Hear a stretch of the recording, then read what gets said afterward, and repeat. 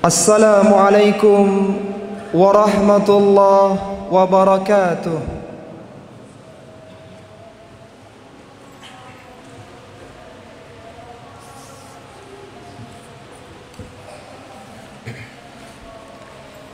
Innal hamdalillah nahmaduhu wa nasta'inuhu wa nastaghfiruh wa na'udzu billahi min shururi anfusina wa min sayyiati a'malina. Man yahdihillahu fala mudilla lahu wa man yudlil fala hadiya lahu. Wa asyhadu an la ilaha illallah wahdahu la syarika lahu wa asyhadu anna Muhammadan abduhu wa rasuluh. Ya ayyuhalladzina amanu taqullaha haqqa tuqatih wa la tamutunna illa wa antum muslimun. Ya ayyuhan nasu taqu rabbakumul ladzi khalaqakum min nafsin wahidah wa khalaqa minha zawjaha wa batha minhuma rijalan katsiran wa nisaa'a wattaqullaha alladzi tasaaluna bihi wal arham innallaha kana 'alaikum raqiba. Ya ayyuhalladzina amanu taqullaha wa qulu qawlan sadida yuslih lakum a'malakum wa yaghfir lakum dhunubakum wa man yuti'illaha wa rasulahu faqad faza fawzan 'azima. Amma ba'du fa inna asdaqal hadithi kitabullah wa khairal hadyi hadyu Muhammadin sallallahu alaihi wasallam wa syarral umuri muhdatsatuha wa kullu muhdatsatin bid'ah wa kullu bid'atin dhalalah wa kullu dhalalatin finnar. Ma'asyiral muslimin rahimani wa rahimakumullah. Umat-umat yang terdahulu diberikan oleh Allah Subhanahu wa taala usia yang panjang sehingga mereka berkesempatan untuk melakukan berbagai macam amalan-amalan kebaikan dengan jumlah yang besar. Nabi Adam alaihissalatu wassalam diberikan usia 1000 tahun kurang 60 tahun. Dan demikianlah umat-umat Nabi Adam dengan usia yang panjang. Sehingga Rasulullah sallallahu alaihi wasallam pernah menyebutkan dalam hadisnya, menceritakan bagaimana detik-detik malakul maut mendatangi Nabi Adam alaihissalatu wassalam. Rasulullah sallallahu alaihi wasallam menyebutkan dalam hadisnya, fa'atahu malakul mauti, maka datanglah malaikat maut kepada Nabi Adam alaihissalatu wassalam. Faqala lahu Adam, maka Nabi Adam mengatakan kepada malaikat maut, qad ajilta, sungguh engkau terburu-buru wahai malaikat maut. Qad kutibali alfu sanah, telah Allah tetapkan usia untukku 1000 tahun lamanya. Qala bala walakinnaka ja'alta libnika Daud 60 sana. Benar wahai Adam alaihissalatu wassalam, tapi engkau telah berikan usiamu yang 60 tahun kepada cucumu yaitu Nabi Daud alaihissalatu wassalam sebanyak 60 tahun. Nabi Nuh alaihissalatu wassalam, beliau berdakwah menemani kaumnya dalam usia yang sangat lama yaitu 950 tahun. Allah Subhanahu wa taala berfirman dalam Al-Qur'an, "Walaqad arsalna Nuhan ila qaumihi falabitha fihim alfa sanatin illa 50 aman." Dan kami telah mengutus Nuh alaihissalatu wassalam kepada kaumnya yang dia hidup menemani kaumnya berdakwah kepada kaumnya 50 alfa sanah ila 50 aman, selama 1000 tahun kurang 50 tahun. Jadi 950 tahun lamanya. Adapun umat Nabi Muhammad sallallahu alaihi wasallam, usia mereka tidak panjang. Usia mereka hanya sekitar 60 sampai 70 tahun saja.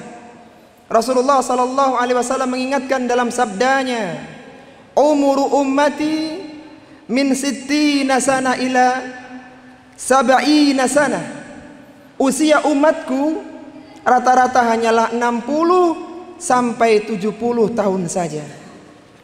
Artinya ketika dibandingkan dengan usia umat-umat terdahulu, maka umat Muhammad sallallahu alaihi wasallam lebih sedikit peluang untuk melakukan berbagai amalan-amalan kebaikan. Namun ternyata Allah Subhanahu wa taala memberikan keutamaan kepada umat ini. Setiap amalan kebaikan mereka dilipat gandakan. Didatangkan musim-musim ibadah, bahkan didatangkan untuk mereka bulan Ramadan, bulan yang penuh dengan keberkahan, bulan yang kebaikan dilipat gandakan, bulan di mana kebaikan dimudahkan oleh Allah Subhanahu wa taala.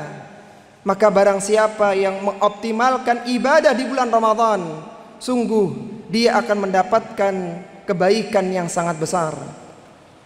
Ma'asyiral muslimin rahimani wa rahimakumullah. Di antara amalan besar di bulan Ramadan adalah puasa di bulan Ramadan. Puasa di bulan Ramadan Allah wajibkan sejak tahun 2 Hijriah. Dan Rasulullah sallallahu alaihi wasallam sempat 9 kali berpuasa di bulan Ramadan yang mulia. Allah Subhanahu wa taala mewajibkan puasa dengan diturunkannya surat Al-Baqarah pada ayat yang ke-183. Allah Subhanahu wa taala berfirman, "Ya ayyuhalladzina amanu kutiba alaikumusiyam kama kutiba alal ladzina min qablikum la'allakum tattaqun." Kata Allah Subhanahu wa taala, wahai orang-orang yang beriman, diwajibkan atas kalian berpuasa sebagaimana telah diwajibkan atas orang-orang sebelum kalian di kalangan ahlul kitab, la'allakum tattaqun, agar kalian bertakwa kepada Allah Subhanahu wa taala.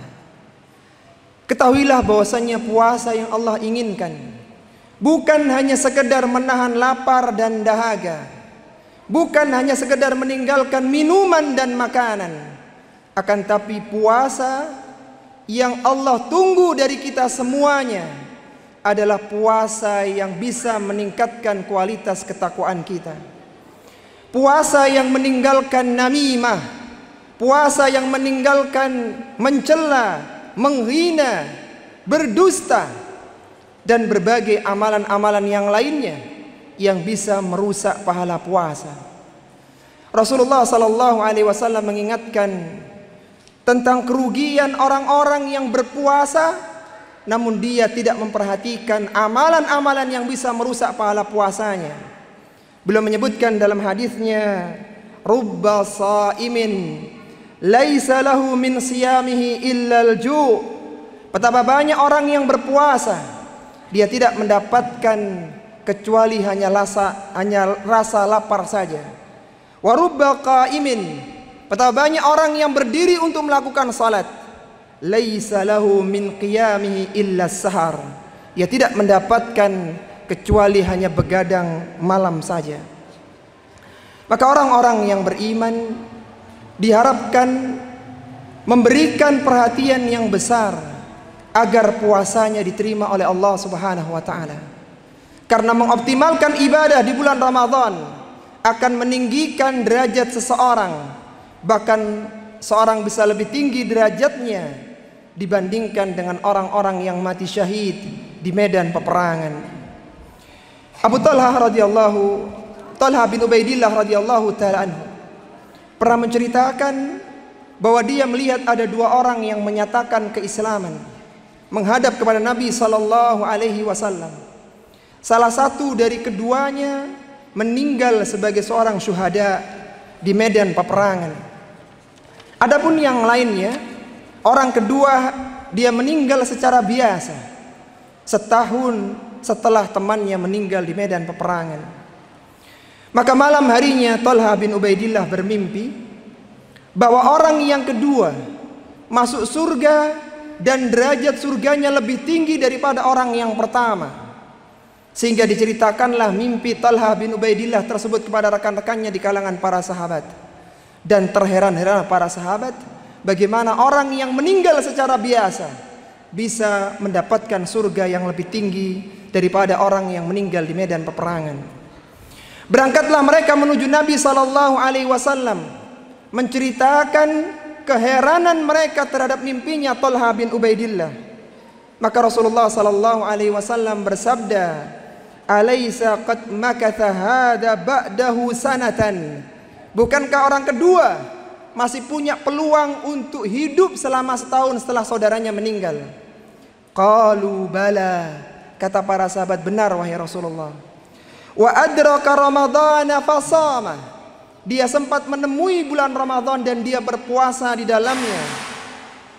Wa shalla kadza wa kadza min sajdatin fis sanah.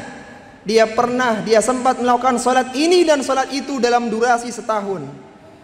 Qalu bala. Kata para sahabat, benar wahai Rasulullah. Apa kata Nabi sallallahu alaihi wasallam berikutnya? Beliau mengatakan, famadha bainahuma ab'adu mimma bainas sama'i wal ardi.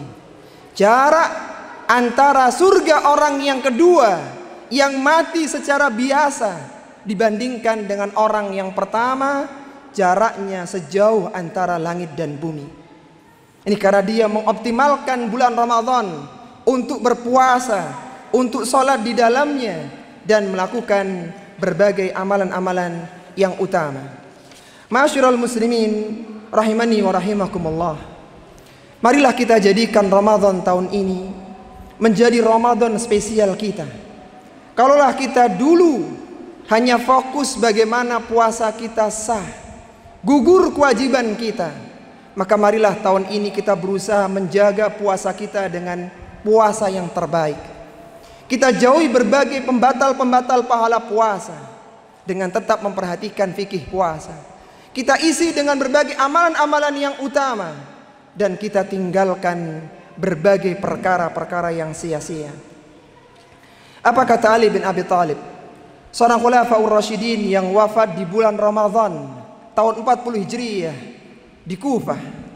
Beliau pernah mengatakan, kunu liqabulil amali asyaddu ihtimaman minkum bil amal. Jadilah kalian menjadi orang-orang yang fokus diterimanya amal lebih diperhatikan daripada amalan itu sendiri. Alam tasma'ullah azza wa jalla yaqulu. Apakah engkau tidak mendengar Allah azza wa jalla berfirman, innama yataqabbalullahu minal muttaqin. Sesungguhnya Allah hanya menerima ibadah dari orang-orang yang bertakwa.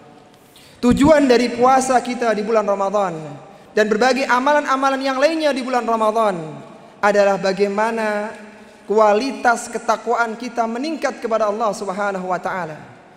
Bagaimana ciri-ciri orang-orang yang meningkat ketakwaannya? Bagaimana tanda bahwasanya Ramadan telah berhasil membentuk menjadi orang-orang yang bertakwa?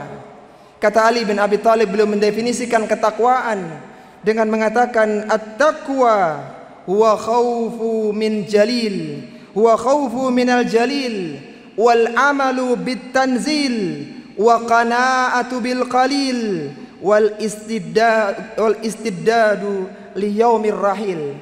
Kata Ali bin Abi Thalib radhiyallahu taala anhu, ketakwaan adalah ketika engkau telah takut kepada Allah yang Maha Kuasa. Ketakwaan adalah ketika engkau beramal sesuai dengan Al-Quran yang diturunkan. Ketakwaan adalah ketika engkau qanaah, engkau menerima dengan rizki yang sedikit. Dan ketakwaan adalah ketika hari-harimu telah engkau sibukkan dengan berbekal untuk kehidupan setelah kematian. Aqulu qawli hadza wa astaghfirullahal adzim li wa lakum wa lisairil muslimina min kulli dhanbin fastaghfiruhu innahu huwal ghafurur rahim.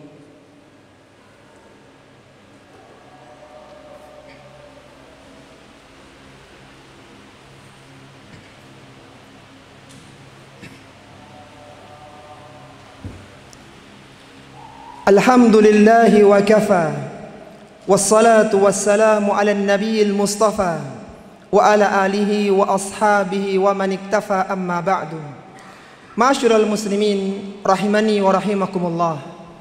Ramadan yang kurang beberapa hari lagi, marilah kita sambut dengan bahagia dan gembira. Tapi bahagia dan gembira haruslah diwujudkan dengan melakukan berbagai ibadah-ibadah yang utama. Jangan sampai Ramadan itu lewat tetapi kita tidak mendapatkan banyak kebaikan di dalamnya, tidak banyak amalan kebaikan yang bisa kita lakukan. Wal iyadzu billah. Jadikan Ramadan sebagai kesempatan untuk beramal, karena beramal di bulan Ramadan akan mendapatkan pahala yang besar. Apa kata Abdullah bin Mas'ud radhiyallahu taala anhu, sahabat yang wafat tahun 32 Hijriah di Madinah. Beliau pernah mengatakan dengan ucapan yang sangat indah, man zara'a khairan fayushiku an yahsuda raghbatan. Barang siapa yang menanam kebaikan, maka niscaya dia akan memetik kebahagiaan. Wa man zara'a syarran fayushiku an yahsuda nadamatan.